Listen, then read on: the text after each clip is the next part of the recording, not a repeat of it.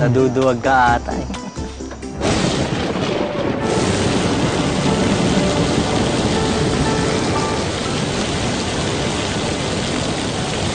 Halo? Halo? Ano? Oh, Alan. Ano? Oh, bakit ka nagpabasa sa ulan? Iniwan kasi nila ako eh. Nandun yung bag ko at saka susi ng kwarto, kaya ito, wala akong pamalit. Buti na lang, nasa akin pa tong bike mo. Ah, ganun ba? O sige, pumasok ka na muna dito, baka magkasakit ka dyan.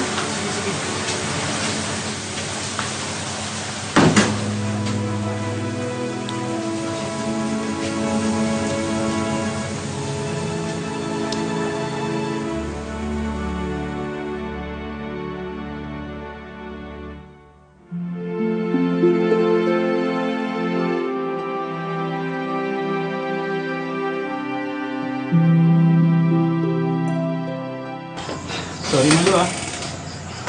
Bait mo naman pala eh. Ang kulit-kulit ko sa'yo.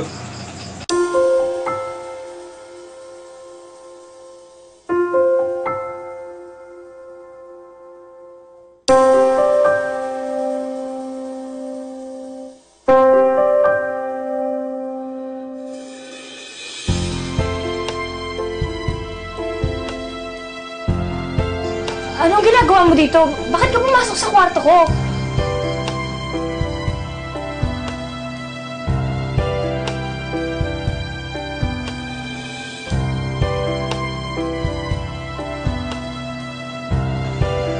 Anong ginagawa mo? Huwag ka lumapit sa akin. Subukan mo lumapit sa akin. Ano yan? Aswang ba ako? Ang cute ka ng mga aswang yan.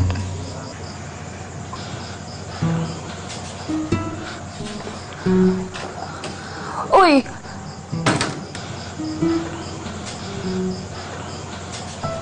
Huwag kang lalapit. Anong gagawin mo?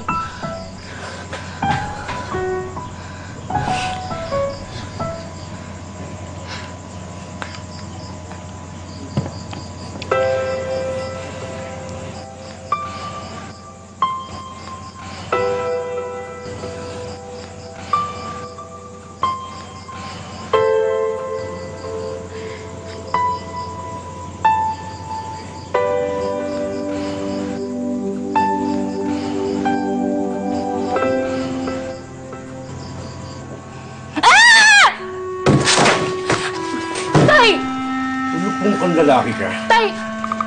Sandali! Bakit kitang tinanggap dito? Titimonyin mo lang yung anak ko! Sandali lang! Ha? Walang iyak! Tay! Tay! Sandali lang! Pwede!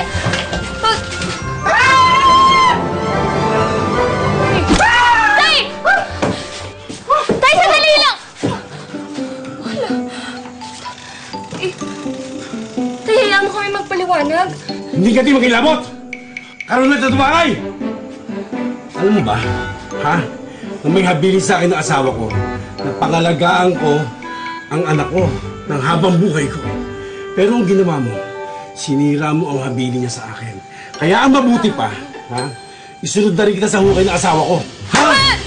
Tay! Pero agawad, wala pa nangyayari sa amin. Magtatanggi ka pa? Hindi pretest ang anak ko sa restaurant. Naintindihan mo ko? Kung sa bayan niya eh, yung hindi nakakabayad, pinaghuhugas. Ha? Pero ngayon, sisingilin kita. Iba, paghuhugas mo ng kasalanan mo. Pakasalan mo, anak ko! Ha? Ay!